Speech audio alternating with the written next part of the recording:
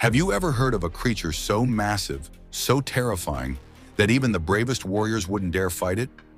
A creature with scales like armor, multi-headed, breath like fire, and a roar that shakes the sea? That creature is called Leviathan, and such a thing actually appears in the Bible, not just as a monster, but as a symbol, a mystery, one that speaks volumes about God, creation, chaos, and the ultimate triumph of good over evil.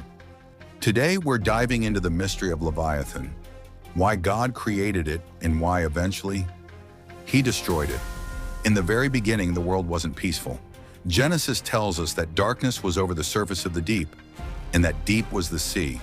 In ancient Hebrew culture, the sea represented chaos, unpredictable, wild, and deadly. To show His power over that chaos, God didn't just create light and land.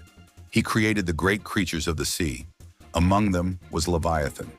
In Psalm 104, a chapter in the book of Psalms proclaiming the greatness of God, it is written, "There is the sea, vast and spacious, and Leviathan, which you formed to frolic there."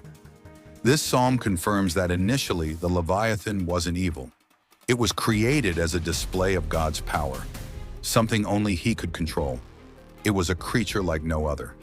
Larger than any whale, more armored than any dragon, fire-breathing, glowing eyes, invincible skin. Leviathan was not a myth. It was a message that God ruled and continues to rule even the deepest chaos.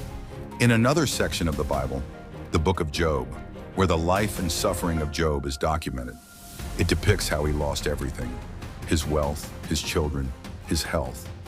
In the midst of the pain and turmoil that surrounded him, he asked God one of life's hardest questions. Is not calamity for the unrighteous and disaster for the workers of iniquity? He wanted answers from God on why he had suffered so greatly. And then God answered him in Job 41, not with comfort, but with questions, dedicating the whole chapter to the wonder and might of this creature. Can you pull in Leviathan with a fish hook? Can you tie its tongue down with a rope? God paints the picture of Leviathan as terrifying and untouchable. But the point isn't to scare Job. It's to show him, you can't control this beast, but I can. In other words, God was saying, trust me. Even when life feels like chaos, even when the sea rages and monsters rise, He is still in control. As time went on, Leviathan began to represent more than just a sea monster. In Isaiah 27:1, the chapter that speaks to the redemption of Israel, God says, "On that day, the Lord will punish Leviathan, the fleeing serpent, with his fierce, great, and powerful sword." Based on this, Leviathan now becomes a symbol of evil and the enemy. It represents everything that stands against God's people.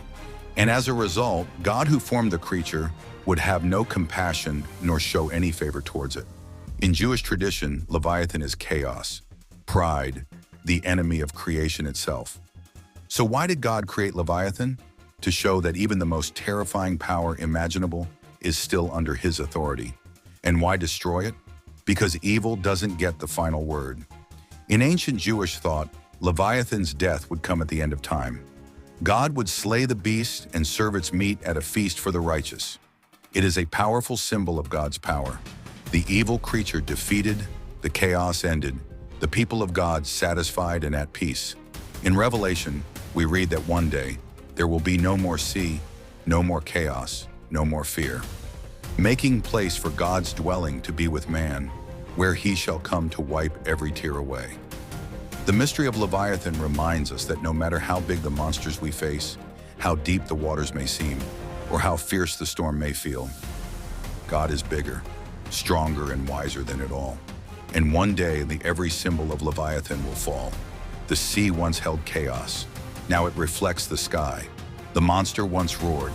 Now it is silent. And God, He is still on the throne, now and always. Be still and know that I am God. Psalm 46:10.